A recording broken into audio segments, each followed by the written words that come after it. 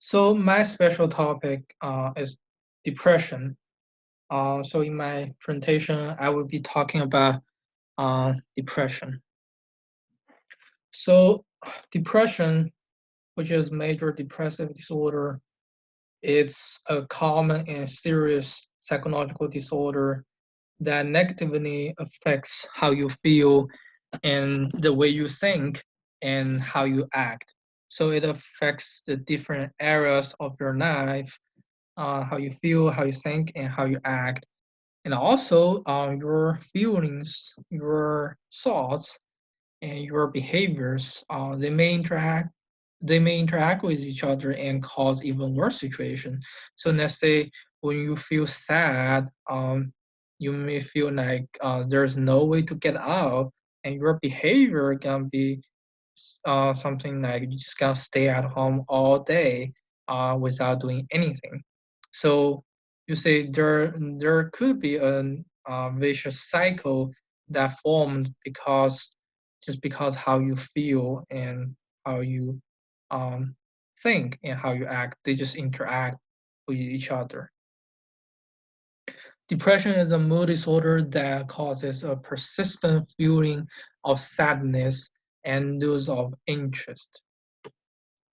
So depression is a mood disorder in which your brain's ability to regulate uh, mood is not working appropriately.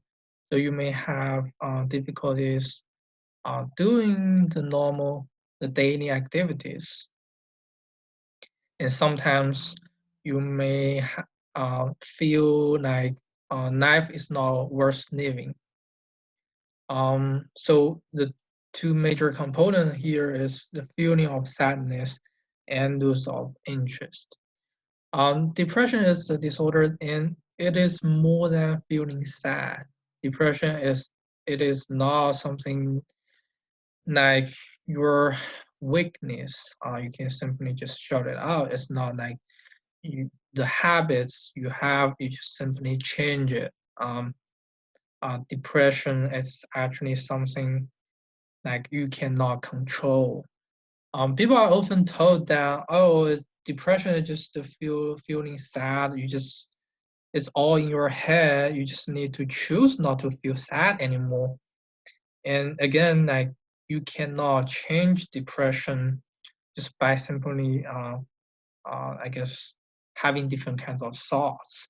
Um, I mean, those people who suffer from depression by having feedback like, oh, you just need um, change your mindset. I mean, people can feel even worse if they receive the information like that. So depression is a disorder, and it requires a long-term treatment. And people with depression, most of the time, they do feel better with medication, psychotherapy, or other treatment, which we will talk about it later. So in the importance of differentiating between sadness and depression. So sadness is a normal emotion that is triggered by a specific adverse event or a bad experience. However, the depression, it is a abnormal mental or emotional state which affects how you think and or just feel about everything. So when you are depressed, uh, you feel sad about everything in your life. So it's not just you feel sad for few minutes, or it's not just you feel sad for that one day when the bad thing happens. Uh, it's just the continue feeling sad about everything in your life. So when you experience, let's say, the traumatic events like the death of a loved one or lose of job or ending of a relationship, so those are the different difficult time, the difficult experience for people to process. So it is normal to feel sad when you encounter uh, situations like that. people who are experiencing traumatic events often they might describe themselves as being depressed. So it is important for us to help them to differentiate uh, just feeling sad and actually suffer from depression. Being sad is not the same as having depression. Depression does not necessarily require a difficult event or situation like those of loved one and uh, experiencing a breakup. So those things as a trigger. In fact, depression it can occur without any triggers. So the important message here is that depression, it is a mood disorder that cause abnormal mental or emotional state. So now we get to talk about the DSM-5 and the diagnosis. So the DSM-5 outlines the following criteria to make a diagnosis of depression. So the individual must be experiencing 5 or more symptoms of during the same 2 weeks period, and at least one of the symptoms should be either depressed mood or the loss of interest or pleasure. So individuals who suffer from the major depressive disorder, they tend to experience kind of like indifference, where they say, well, I just don't have any interest. I don't really care about the things I used to do. I mean, they're just not producing a pleasure or fun like they used to. Um, One thing we need to pay attention here is that this can go on for a period of 2 weeks or more. So this is the when we cut the line that we say, okay, when it's get over with, when it's more than 2 weeks period, we say, okay, this is a major depressive disorder, and it is not something that will necessarily like just go away without any treatment. So it has to last more than 2 weeks. I think this is important because sometimes when we experience, like we talk about the traumatic events, it might have too much that you might need the help with the medication or therapy once it passed the 2 week period. So I think this is very important part for us to know that the 2 week period, and also another thing to pay attention is either the depressed mood or the loss of interest or pleasure. Um, so those are the major component here, and there are other symptoms here. You just need to have 5 or more symptoms to get the diagnosis.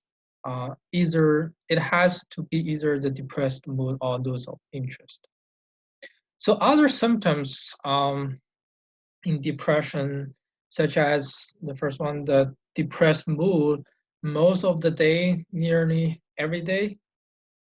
So this can be indicated by a client's subjective report or by the observation made by others. Let's say their uh, family members or close friends. And the next one is markedly diminished interest or pleasure in almost all activities most of the day, nearly every day. So this also like we can get those informations from the client's subjective report or the observations by others. Significant weight loss when not doubting or weight gain or decrease or increase in appetite nearly every day.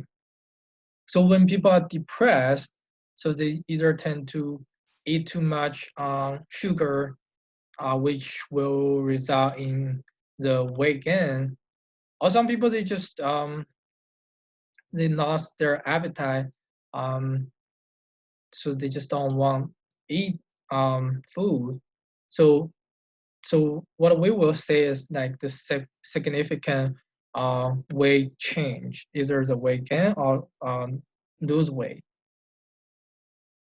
The next symptoms is a slowing down of thought and the reduction of physical movement, observable by others, not merely subjective feelings of resentment of being slowed down. So they don't. So for people who suffer from depression, they don't move very fast. They don't talk very fast. So I have seen some of my clients present as those slowing movement. I mean, I think some of them either they presented with like even they think slowly, like they process things slowly. So those are the symptoms maybe observed by others. Um, Fatigue or lose of energy nearly every day. Um,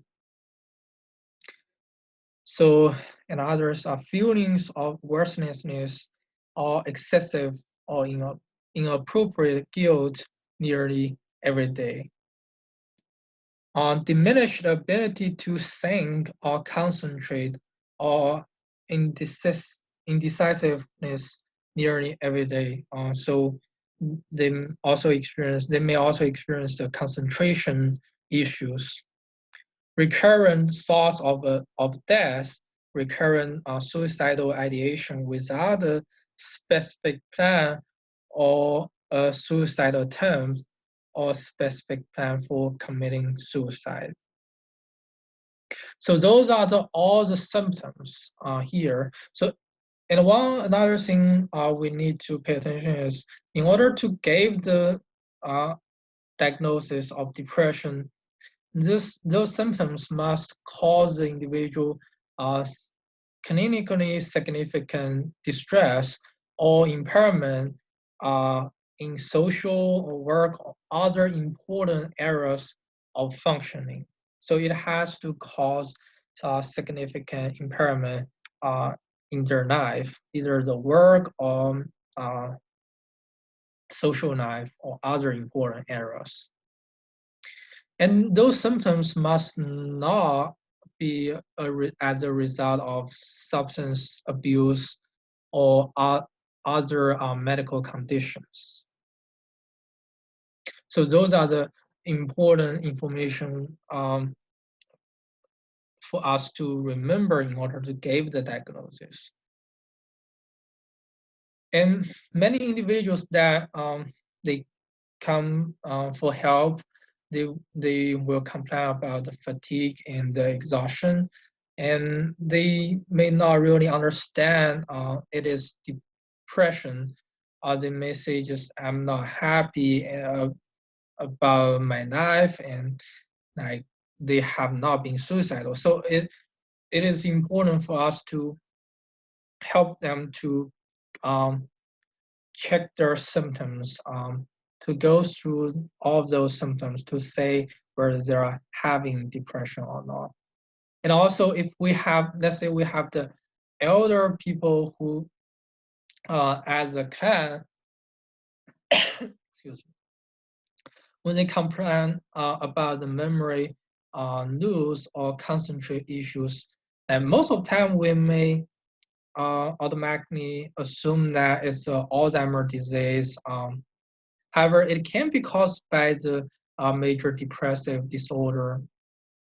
So that's something we need to pay attention is like when we have the uh, elder clients who report those symptoms, we may need to pay attention.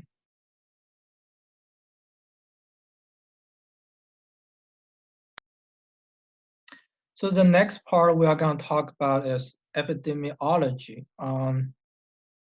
12 months prevalence of DSM-5 major depressive disorder was 7.1% equivalent to a national population projection of approximately 17.3 million adults in the United States with 12 months major depressive disorder.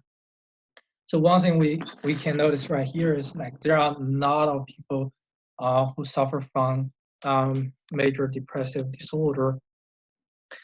Like 7.1%, like it's almost like 1 in 10 people. So it's a lot. And also I feel like I have looked at the numbers in different countries. I feel like the percentage of people who suffer from the depression goes up in the developed countries, such as United States or Canada, those countries. I feel like my interpretation is that so the diagnosis is really dependent on the environment of the society. So how well people are willing to accept the stigma of depression. And also another thing is like the amount of information or resources are available that such that people are more likely to seek help.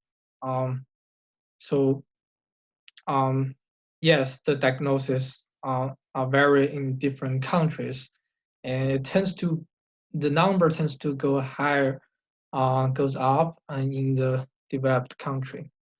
So the prevalence of major depressive episode was higher among adults female, 8.7% compared to male, 5.3%.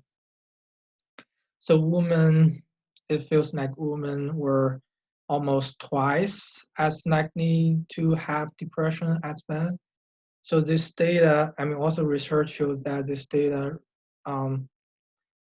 like the prevalence rate among women and men have been fairly consistent over the last decades. So this has been the consistent finding, even though the number may vary depends the time. However, still women are more likely to have depression when compared to men. So, however, the actual cause uh, of the gender differences is unclear. I mean, there are some hypotheses. So let's say women is more likely to suffer from depression because of factor such as the hormones, life circumstance, or the stress level. So those are the hypotheses, but the exact cause of the gender differences still remain unknown. The prevalence of adults with a major depressive episode was highest among individuals aged 18 to 25, 13.1%. So I don't know what kind of message we can get out from this result, but my interpretation would be like it may attribute to the stress level. I don't know. It's just one of my interpretation. So the prevalence of major depressive episode was highest among adults reporting two or more races, 11.3%. So those people who have two or more races, they are more likely to suffer from the major depressive disorder. I don't know if this is the genetic factor, or let's say it may be can be explained by the oppression, right? Like people who identify with two or more races, they experience more oppression in this country, and then they are more likely to suffer from the depression. So the next part we're going to talk about is comorbidity. The depression has high comorbid with anxiety disorder, personality disorders, substance abuse, and medical illness. So the high comorbidity may show us some potential useful, important information that could be used in improving the understanding of etiology or the treatment. For example, the risk factors that predict the development of comorbidity should be taken into consideration, like those psychosocial situational difficulties um, may appear to be risk factor for the development of comorbidity of depression and anxiety disorder.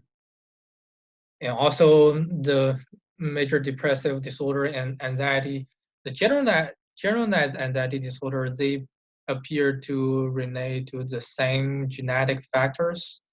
Also, gender may play an important role because women tend to have higher risk than men for both disorder, the depression and anxiety. And also maybe the age is another consideration. Like because the onset of anxiety usually before the onset of depression in people with the comorbidity. So I mean those are the um, risk factors we maybe need to explore to have a better understanding of the comorbidity. So just let's look at the numbers. It includes 59% of people with at least one lifetime comorbid anxiety disorder, 31.9% with at least one lifetime comorbid impulse control disorder, and 24% with at least one life comorbid substance use disorder. So as here you can say like um six about 60% of people like have the comorbid with the anxiety disorder and the depression. So I mean when we look at those numbers, there are some I guess possible explanations for this high rate of comorbidity. So first, uh, it may be the DSM-5 diagnostic criteria tend to overlap so that a person who meet the criteria for one disorder may have increased probability of having other disorders. For example, so in depression, poor sleep, difficult in concentration and fatigue, uh, they are the criteria for depression. However, it also those symptoms occur in the generalized anxiety disorder, like the concentration problem, fatigue, and the sleep problem. So maybe that's one explanation is just the DSM-5 criteria overlaps. The other possibility is that the disorder, I mean, also when you think about the PTSD, right, post-traumatic stress disorder, the concentration problem also included in that disorder. So it overlaps. And the second probability is that, so the disorders, they are different in etiology. Symptoms are triggered by related environmental events. So for example, the potential of ending a romantic relationship may trigger both the anxiety and the depression.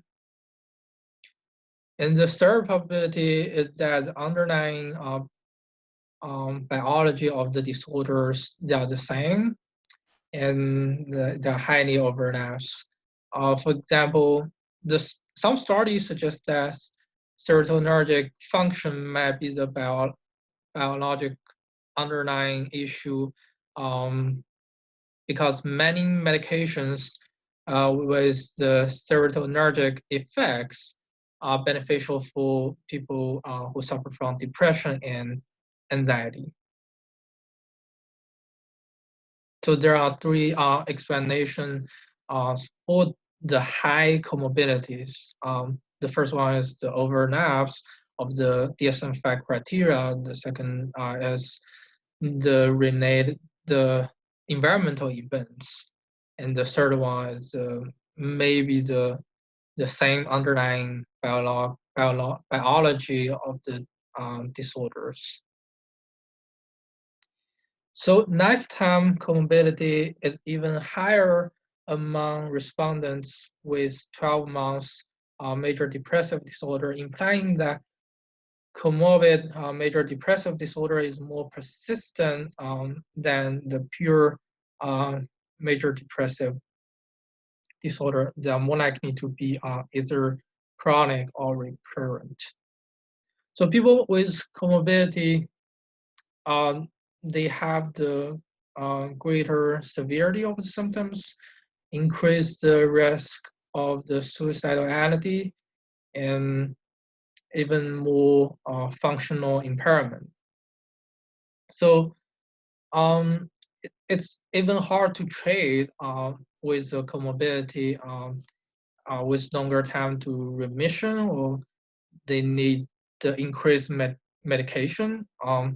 Because like when you think about it, like so when you have the comorbidity, the depression, they may intensify the anxiety, and the anxiety and the worry, it may amplify the depression. So one takeaway here is that the comorbidity of the major depressive disorder and other disorders is associated with the barriers for the treatment and maybe lead to the worst outcome, including the treatment resistance, increased risk for suicide, and greater chance for recurrence. So we need to pay more attention to the development of the comorbidity of depression,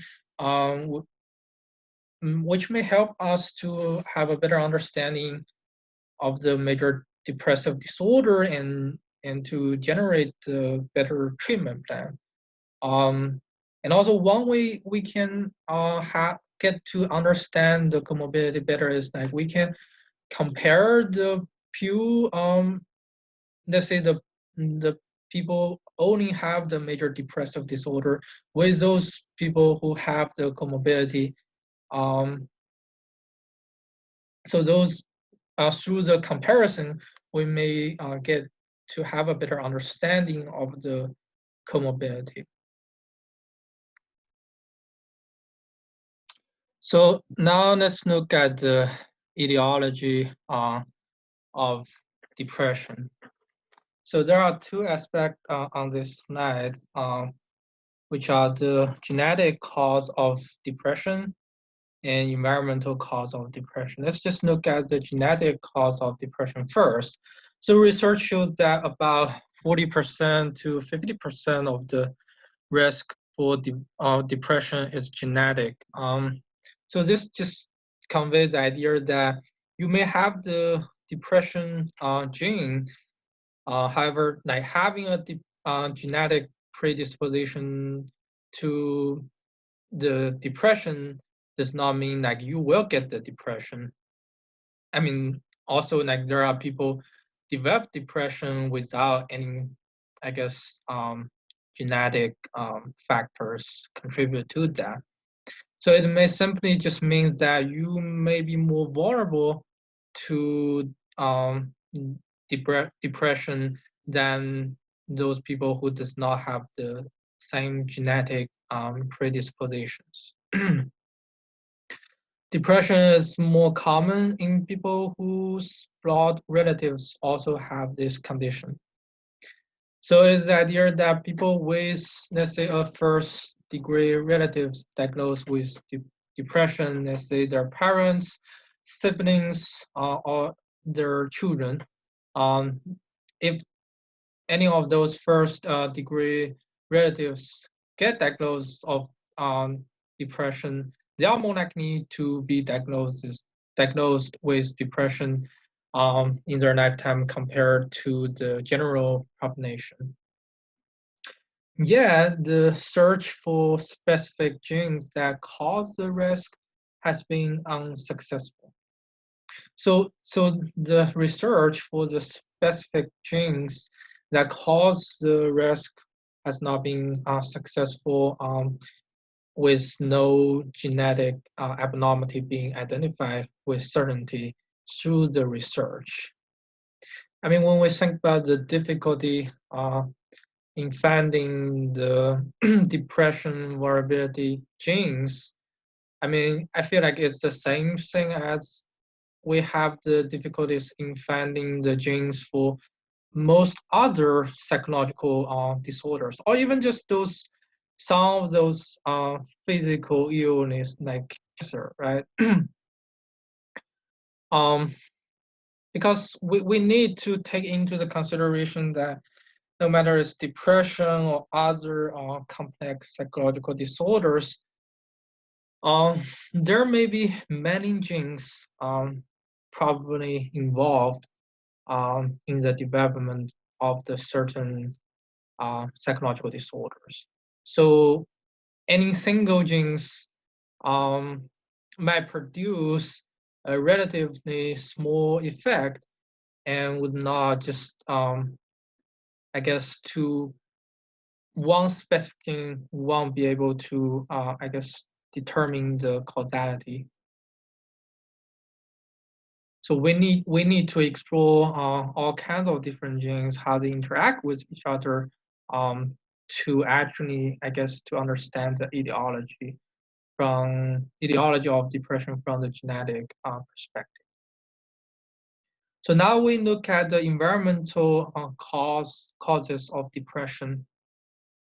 So it includes many factors such as stress,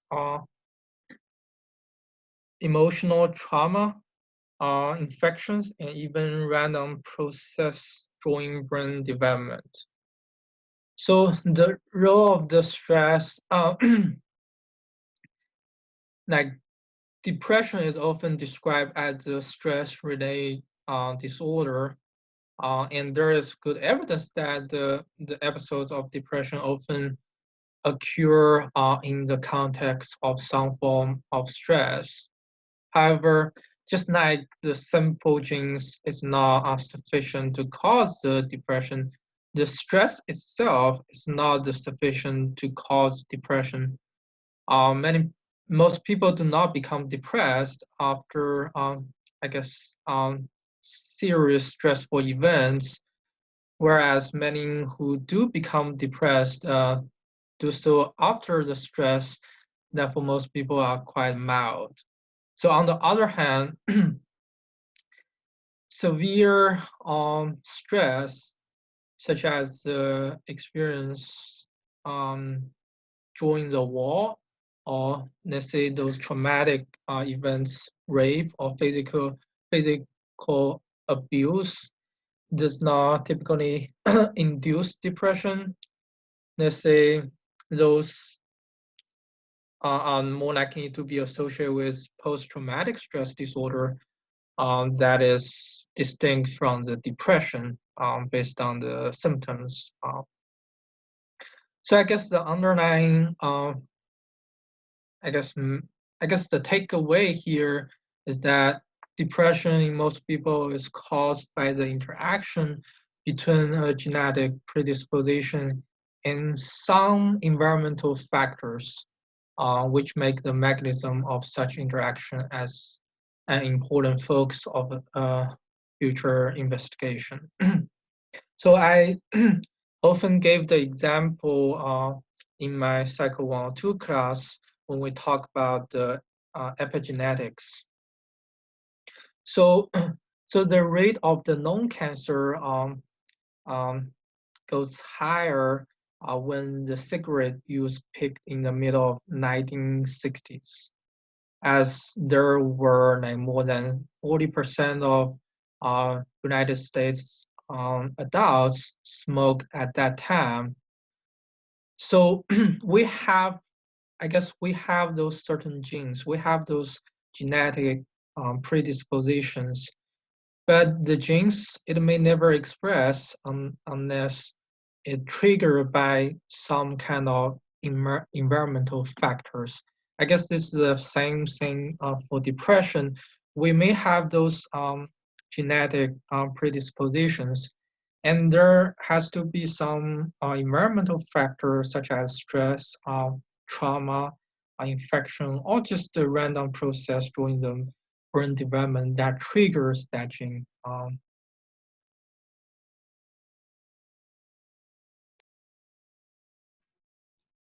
So now let's look at the chemical imbalance theory of depression. So there are some hypotheses like the serotonin alteration in depression and norepinephrine alterations in depression and dopamine alterations in depression.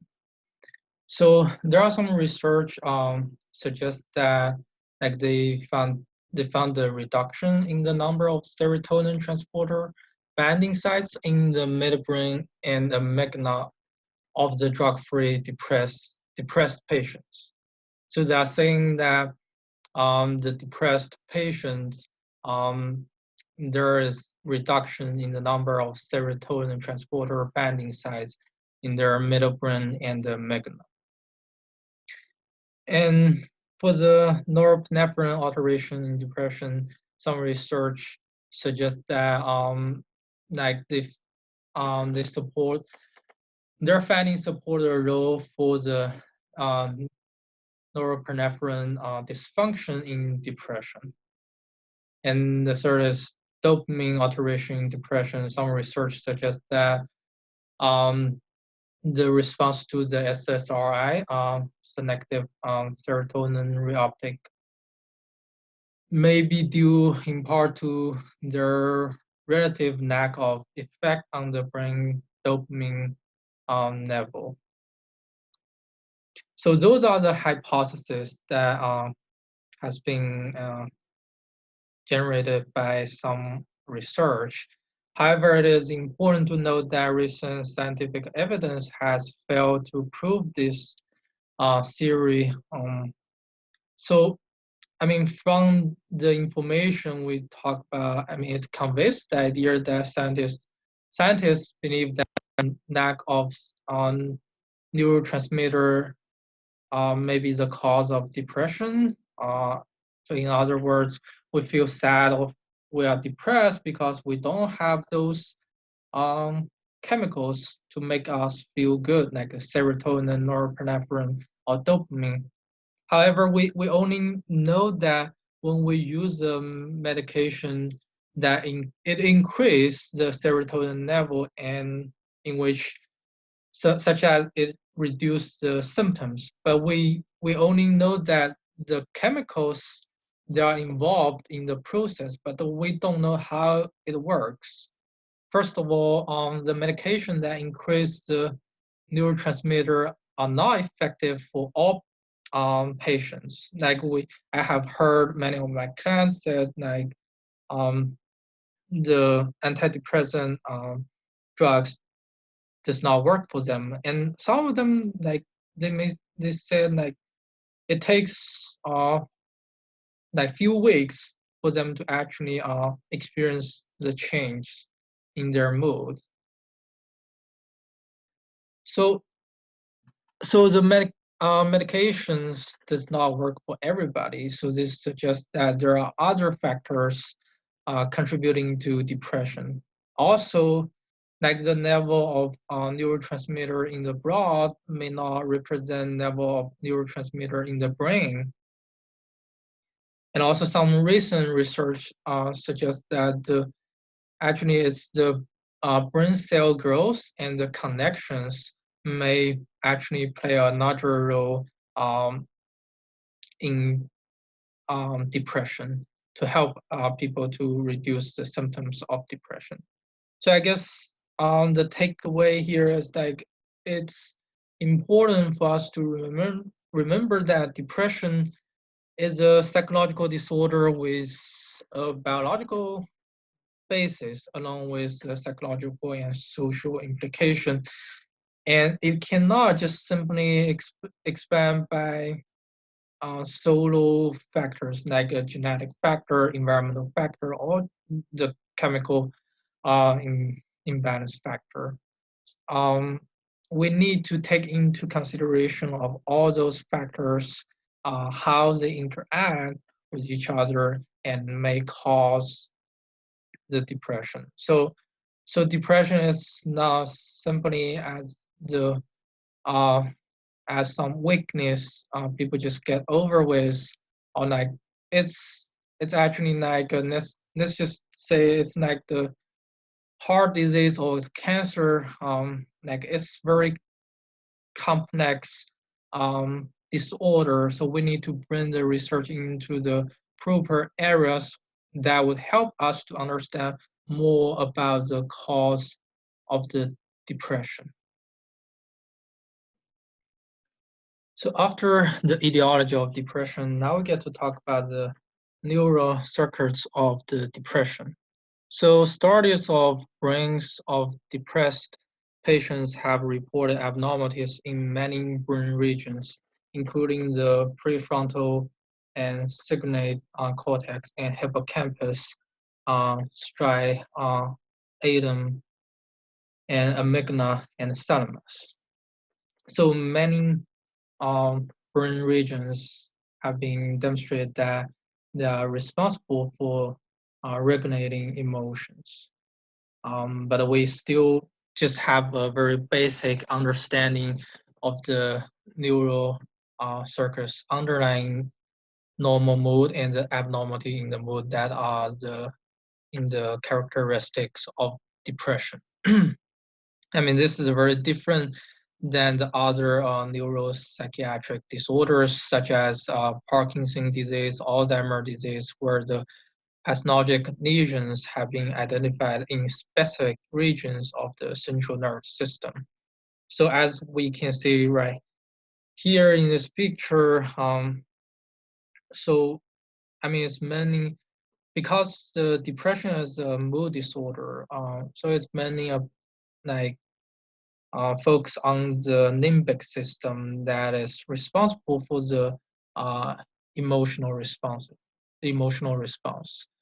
So there are studies like using the PET scans. They found that the depressed people display abnormal no activity in the frontal cortex, more specifically in the lateral and orbital, frontal, and ventral medial regions. And the severity of the depression often correlates with the extent of the decline in activity in the prefrontal cortex. The prefrontal cortex is known not only to be involved in the emotional responses, but also have um, all kinds of connections with other part of the brain that are responsible for controlling um, like dopamines, norepinephrine, and serotonin. Those neurotransmitters are very important in the mood regulation. So let's come back talk about the limbic system. So the hippocampus is involved in the I guess in the involved in depression because hippocampus may mediate the cognitive aspect of depression, such as the memory impairment and the feeling of the worseness, guilt, and so many research shows that the depressed patients actually have a smaller hippocampus.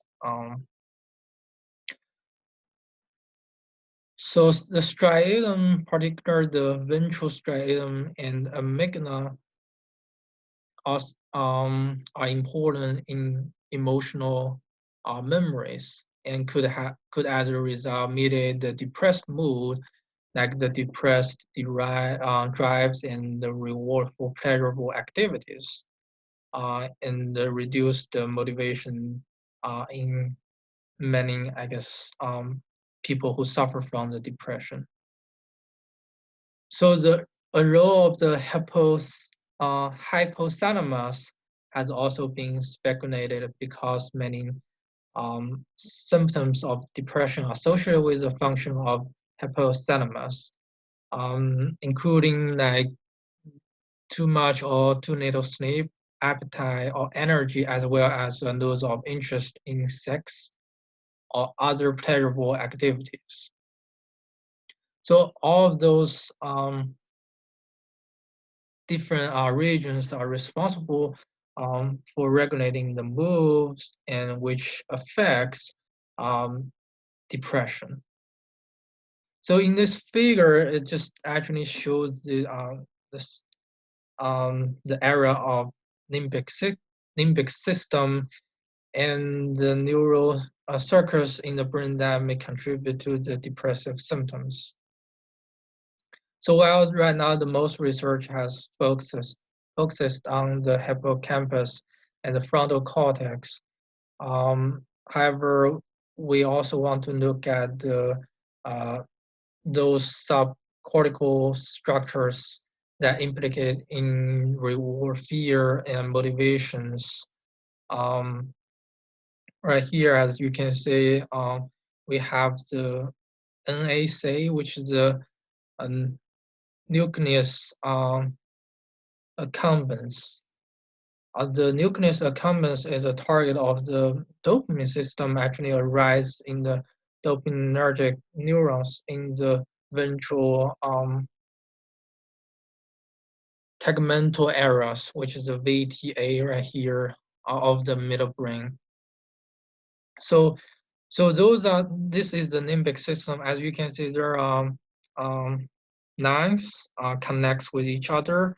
So that's just says how, and with each color, it represents different kinds of neurotransmitters and how it connects to each other. I mean, these figures, I just feel like it gives a very good summary to show the connections within the limbic system and how it affects our emotions, and also how it may affect the depression.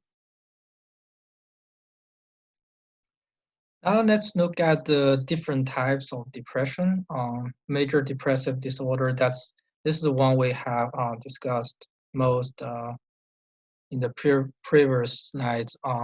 Again, the major depressive disorder, I mean, it's just at least 2 weeks of the depressed mood, or all lose of interest or pleasure in most of activities, as well as other symptoms such as weight change and concentration problem or sleep problems. Persistent depressive disorder, which is dysthymia. So the depressed mood experience with dysthymia is not as severe as the major depressive disorder, but it still evokes feeling of sadness and hopelessness, and the loss of pleasure. And a diagnosis of dysthymia requires having experienced a combination of the depressive symptoms for at least 2 years. So for the major depressive disorder is more than 2 weeks, and for the dysthymia, which is a persistent depressive disorder, which is the symptoms have to last more than 2 years. Manic depression, also we call it bipolar depression. So the major depression in class also experiencing period of mania or hypomania represents a major challenge to the therapist, since the response to the treatment is often poor and the process of achieving the complete remission without the switch into the mania is very challenging. So the next one is seasonal affective disorder. The seasonal affective disorder is a type of depression related to the change of season. So people who suffer from the seasonal affective disorder notice symptoms beginning and ending at about the same time each year. Most commonly, it is diagnosed in people who live in the colder environment. So people who live in the summer type seasonal patterns like Louisiana is less often diagnosed when it compares to those colder environment. So I can imagine that I have a friend who lives in Michigan. He said like it's so easy to feel depressed because when it's get to the winter, normally it's hard for you to go outside. There's no sunshine, those things. I mean, it's easy for you to feel depressed in those environments. I have even heard many of my clients said like they are experiencing the seasonal depression. Normally the cures in winter, so I would assume that um, I guess the sunshine or the interaction with others may play an important role there. So the next one is psychotic depression. So the psychotic depression representing over like maybe just I think it's 20 percent of most severe depressed case. It is characterized by the prevalence of either delusion or hallucination, which are often but not always congruent with the depressive symptom. The postpartum depression. So it is common for women to experience stress, sadness, loneliness, and exhaustion after giving birth, but some women may develop the postpartum depression that makes it difficult for them to take care of themselves and take care of the baby after giving the birth. This type of depression is often attributed to the dramatic hormone change that follow with the childbirth. So now we get to talk about the medication. The first one is the medication, all kinds of treatment for the depression. So the first generation antidepressant include the tricyclic antidepressant, which is TCAs, and the non-alanine oxidase inhibitors, MAOIs, increase the concentration of the serotonin and the norepinephrine.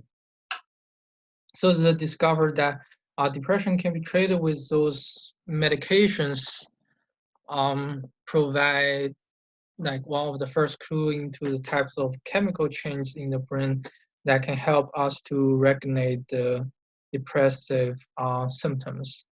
The TCA acts on many other neurotransmitters in the central nervous system and or even the peripheral nervous system, leading to other side effects like the sedations, hypotensions, blurred visions, or dry mouth. So it causes some side effects because it acts on many other transmitter systems. So in addition, the TCA may be life-threatening in overdose, especially due to the effects on the cardiovascular system. Also, in the reversible MAOIs have their problems, such as the interaction with the tyrant, which cause a potential fatal hypertension. So the main problem with the next severe side effects is the reduction in compliance. The people who do not take sufficient dosage for an adequate period of time, and they may remain the untreated state. So after the first generation antidepressants, the second generation antidepressant include the selective serotonin reuptake inhibitor, which is SSRI. So the development of the SSRI aim to improve the safety of the TCAs that it so the TCAs they cause the side effects. SSRI proves effective as the action is to block the uptake of the serotonin. So the inhibition of serotonin, or let's say even the norepinephrine neurotransmitter reuptake would be expected to result in the enhanced action of those transmitters. However, as we mentioned in the previous slides, like the medication sometimes they may start working after a few weeks or even few months, which means that the enhanced serotonergic neurotransmissions itself is not responsible for the clinical action of those medications. Rather, some gradually developing adaptations to this enhanced neurotransmission would appear to mediate the medication action. So again, there are many factors may play an important role in treating the depression. So the newest generation of the antidepressant, including the reboxetine, so it's a selective norepinephrine reuptake inhibitors and a dual reuptake inhibitors, or the multiple receptor acting substance. So those are the names for the medication.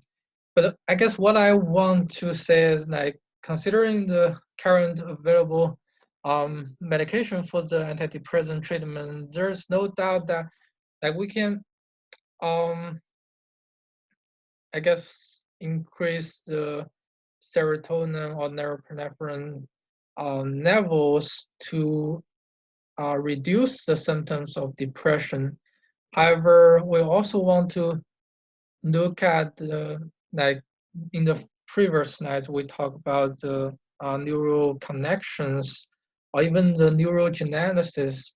Those also can play an important role or even the bigger role in treating depression. So the future antidepressant will have to be developed with direction as alternative neurotransmitters, or the following the new hypothesis like the neurogenesis and the more neural connections that would be better for treating the depression.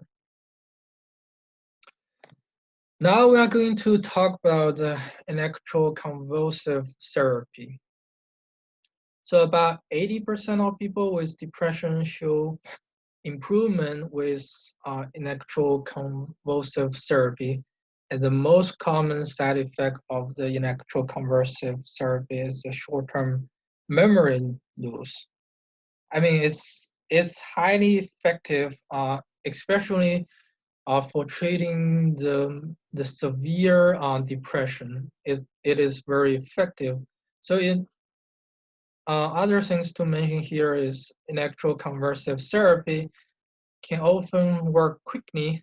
50% or more of the people who receive this treatment will relapse within several months if there is no subsequent treatment. So it it is important for us to implement, let's say, psychotherapy, or just social skill training, those things, interpersonal skill training, mindfulness exercise to help the severe depressed patient to recover from that, followed by the electroconvulsive therapy.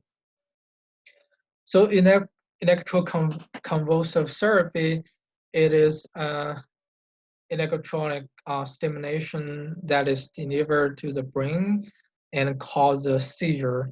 And for reasons that, I mean, we still don't understand, the seizure helps relieve the symptoms of depression. So electroconvulsive therapy does not cause any structural damage to the brain. Many people have 6 to 12 sessions administered 2 or 3 times per week over a period of several weeks. Again, so this the electroconvulsive therapy. It has the side effect like the short-term memory loss, but it can be very effective for treating the severe depression. So the next one is psychotherapy. I list the 3 types of psychotherapy here: CBT, interpersonal therapy, and the behavioral activation. So those are the 3 types of psychotherapy that are demonstrated as the most effective treatment for depression. So in CBT, therapists focus on the impact of clients' present dysfunctional thoughts have on the current behavior or the future functioning. So the CBT is aimed at evaluating, challenging, and modifying a client's dysfunctional beliefs. This intervention is called the cognitive restructuring. So in this form of treatment, the therapist mostly emphasize the homework assignments and outside of session activities.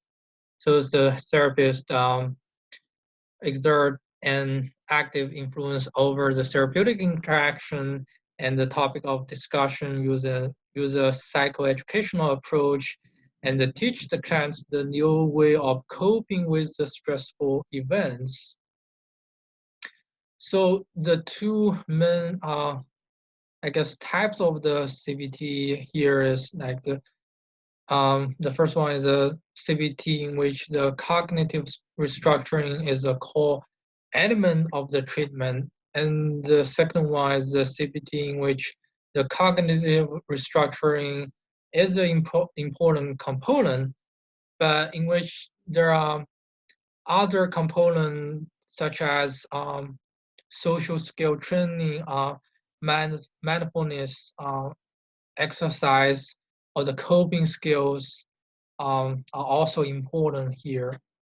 So you are not just using the cognitive restructuring and also teaching the clients with skills to cope with those stressful events. So interpersonal therapy is a brief and structured psychotherapy that addresses interpersonal issues in depression to the exclusion of all other focus of clinical attention. Interpersonal therapy focuses on recovery from the depression by relieving the depressive symptoms by helping the clients to develop more effective strategies for dealing with the current interpersonal problems related to the onset of the symptoms. So fostering the social support, teaching the interpersonal skills so they can implement those skills in their interpersonal relationships so that it can, in the hope of relieving the depressive symptoms. So interpersonal therapy is a time limit and empirically grounded therapy that is focused on the here and now, what is happening in the session at the moment. Again, it's an interrelational approach that helps to regulate the mood for the clients who suffer from depression. Behavioral activation therapy. Behavioral activation is a short-term treatment that can have effective for regulating the mood. So when you feel depressed, you may less likely to do things you enjoy and avoiding those pleasurable activities you used to do. So for this therapy approach, it includes an intervention to be activity scheduling when the registering of pleasurable activity, so that increase the positive interaction between between the client and the environment. And social skill training may be incorporated in this intervention. Again, the idea is to help the client to re-engage in those pleasurable activities. There are a few things we may need to pay attention to in this approach is to identify activities that are unique, important to the client, make sure the activities are specific and the progress is measurable, and also help the clients to list the activities from the easiest to the hardest. So the idea is just to help them to achieve, to re-engage in those pleasurable activity. So this basically my presentation. I guess depression is, I guess in conclusion, depression is very complex psychological disorder. I think there are so many factors contribute to the development of depression. So the future studies, I think we need to pay more attention to understand how a variety of the environmental factors interact with the genetic factors to cause the depressive disorder in those vulnerable individuals. So this advance will lead to a new revolution in our approach to depression, not just for our counseling field, and even for the drug field. We can come up with new medications, new treatment, new therapeutic approach, or even the preventative measures for treating depression.